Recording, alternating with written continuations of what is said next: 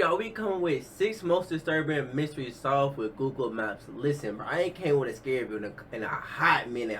Like, listen, bro, listen. The reason is, bro, because this shit be having me on edge, bro. I be paranoid, bro. So I have to take, like, I literally gotta take breaks now. So, like, if I come with a scary video, nigga, hey, we blessed. But if I don't, just know I'm taking a mental break, bro. Cause like a couple, like at least I think like last month, bro, I was doing them back to back. Hell nah, never again. Let's go ahead and get into the video though. Okay, new people, new subscribers.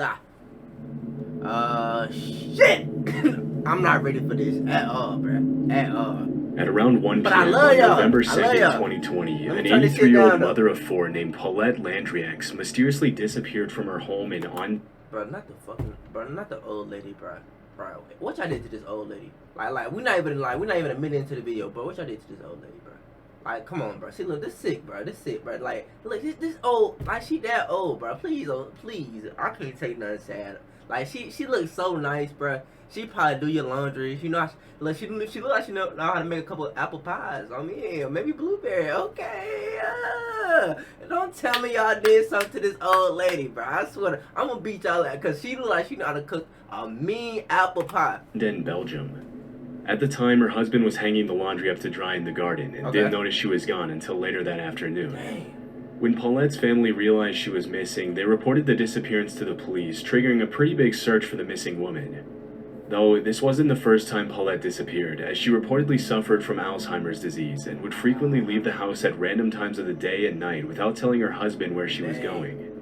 She was known to randomly knock on the neighbors' doors for no apparent reason, and in the years leading up to her disappearance, she no longer recognized her children or her husband. Dang. Every other time she had disappeared, her husband would find her a few feet away from the house and bring her back inside. But this time, she was nowhere to be found. During the search, 50 police officers and several search and rescue dogs were deployed to the area, along with multiple thermal vision helicopters and an entire fleet of drones. But even with all these resources at their disposal, the local police department failed to find any relevant clues leading to Paulette. After several weeks, the search was called off, and the family assumed that she had fallen into the Meuse River, which ran near her home.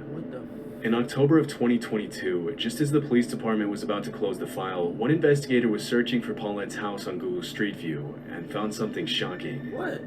There, as luck would have it, he found a Street View image of Paulette leaving her home and crossing the street to her neighbor's house. What?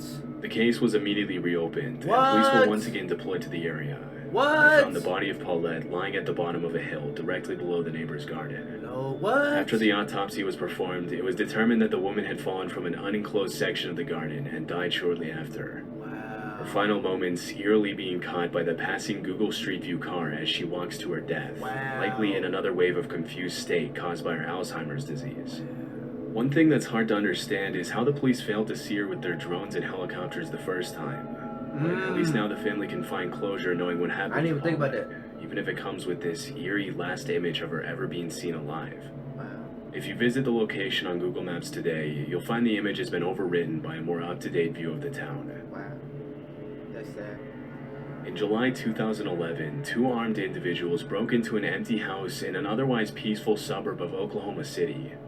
With a house full of valuables for them to steal and nobody there to stop them, the 2 got to work. Okay, y'all good. But unfortunately for them, the looting spree was much more short-lived than they had hoped. Why? A few minutes later, the homeowner returned and walked in on the 2 of them looting her house. Damn. But instead of fleeing with the valuables they had already stolen, they held her at gunpoint as they continued to ransack her home. Nigga, just take the shit, man. Like, you already got, like, can you leave? Like, how much more do you need? Do you got a family to feed? Cause shit, I did before you took everything. God, what?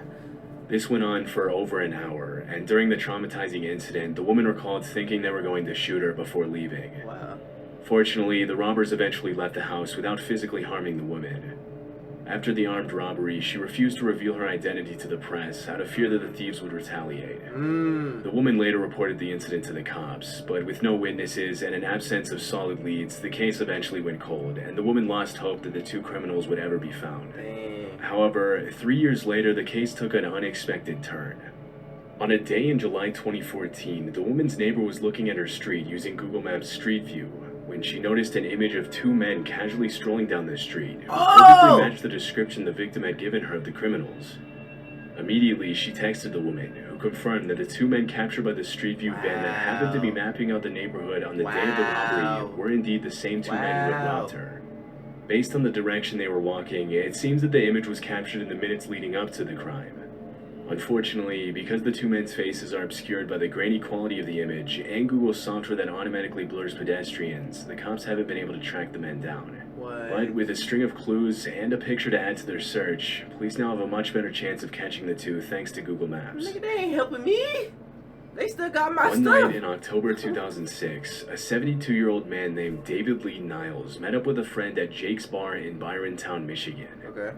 This was a place that David visited frequently and usually stayed there for at least a couple of hours. But on that particular evening, the story was very different. Earlier that year, David had been diagnosed with cancer, and after a brief conversation with his friend, he left abruptly, claiming that he was in a lot of physical pain due to the cancer. Dang. That was the last time anyone ever saw him. What? When his family failed to get in touch with him, they reported him missing to the police, leading to a statewide search that ultimately led nowhere, as the cops couldn't find any clues as to where David could have gone. In 2011, 5 years after his disappearance, his family lost hope and accepted the idea that David was gone. The obituary they published online read, David Lee Niles, age 72 of Wyoming, passed away and only God knows the time and place. Damn. The case went completely cold until almost a decade later when a new twist shed light on David's disappearance. One morning in November 2015, Brian Hausman, an employee of the Cook Funeral Home in Byron County, was decorating the company Christmas tree outside. When he got to the top of the tree on his lift to put up the star, he noticed something in the adjacent pond that looked like a submerged car. What? Immediately, he called the police, and using Google Maps from a bird's eye view, they were able to see the same outline that was described. Wow. A dive team was deployed to the area, who confirmed that there was in fact a car at the bottom of the pond. Later that morning, a wrecking crew pulled out the vehicle for the police to inspect. Inside the vehicle, the cops found the skeletal remains of a man, along with a wallet belonging to David Lee Niles. Wow. After it was confirmed that the skeletal remains were his, David's family members finally found some closure. Still, the case remains a mystery, as it's unknown what exactly happened to him. Yeah, I end up in Even before his cancer diagnosis, David was known to have severe depressive episodes, and things understandably got a lot worse for him after he found out about the illness. Dang. With all this in mind, it's possible that he took his own life, but we'll likely never know for sure. Possible. In the 80s and 90s, Gioacchino Gamino was one of Italy's most wanted gangsters. He operated within a Sicilian mafia clan in Agrigento that was embroiled in a feud with Cosa Nostra, Sicily's main mafia network. Okay. He was first arrested in 1984 for murder and various other mafia-related crimes, but was later released shortly after. In 1998, he was arrested again in Barcelona, only this time he was sentenced to life in prison. After serving 4 years of his prison sentence at a prison in Rome, he managed to escape in 2002 during a commotion at the prison. Following his escape, he immediately relocated to a town near Madrid, Spain, and changed his name to Manuel Mormino. That man making moves, 20 years that he was okay? from the police, he got married, worked as a chef at a restaurant called Manu's Kitchen, and even opened up a fruit and vegetable shop called Manu's Garden. Into the bag. Sicilian police searched everywhere for him for years, and they eventually issued a European arrest warrant back in 2014. Wow. After carrying out several investigations, the police suspected that Gamino was hiding somewhere in Spain, but the way they pinpointed his exact location was pretty out of the ordinary. During the investigation, Sicilian police found that Google Maps had captured a street view image of two men talking outside of Manu's garden. Yeah. One of the men looked extremely similar to the man they were looking for, but the cops pissed. only confirmed his identity when they came across the listing for Manu's Kitchen, the restaurant where Gamino worked. While investigating online, the police found a photo of him dressed in chef's attire on the Facebook page for Manu's Kitchen. After Nigga, how you a criminal posting on Facebook? Y'all, oh my God, that's the most dumbest thing you could ever do in your life. Why, you know you a wanted criminal, and you posting on Facebook? Confirming his location, the police arrested Gioacchino Gamino on December 17th, 2022, and extradited him to Sicily, where he is currently serving life in prison. Wow. According to the police, when they arrested him, Gamino was extremely confused, and even had the nerve to ask how they found him. When he God, that's what I would have asked too, nigga, how? How did you find me? In 2009, police from Zurich, Switzerland were carrying out an investigation to shut down illegal marijuana growing operations all over the country. Some haters. At some point in the investigation, they used Google Earth to locate the addresses of 2 farmers who they suspected of being part of an illegal marijuana operation. And that's when one of the detectives found something interesting. As he was scanning the area on Google Earth, he noticed an unusual change in the pattern of the fields around Rapperswil in the northeastern state of Thurgau. Zooming in, he saw what appeared to be a cannabis plantation that measured more than 2 acres and was hidden inside a cornfield right next to one of the farmers' houses. Smart as hell. The Google Earth discovery ultimately led to the arrest of 16 people and the seizure of 1.1 metric tons of marijuana, as well as 900,000 Swiss francs in cash, which is the equivalent of around $1.1 million. According to the police report, the drug ring allegedly sold up to 7 tons of marijuana between 2004 and 2008, bringing in from 3 to 10 million francs a year. When asked about the breakthrough, the head of Zurich Police's Special Narcotics Unit, Norbert Glossner, said it was an interesting chance discovery. Since then, the cannabis plantation has been plowed over as recreational marijuana continues to be illegal in Switzerland. I know they sick. This incident happened at a home in Derbyshire, England, where David and Rebecca Soanes lived with their 2 children, Lauren and Ruben. In 2009, the family bought a caravan to travel across the country, but it was unfortunately destroyed shortly after when a joyrider crashed into it.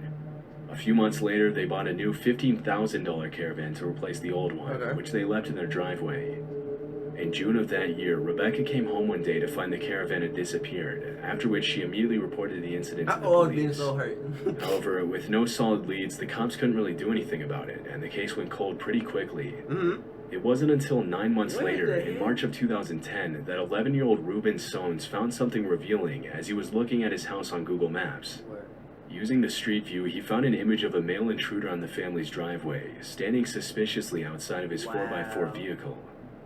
After a bit of investigating, the family found that the image had been captured by the Google Street View car just moments before the caravan was stolen. Shout out. Around that time, a neighbor also came forward saying that he had seen the same man towing the caravan on the day of the robbery, but thought that it was a family friend and didn't think it was important to tell the family about it.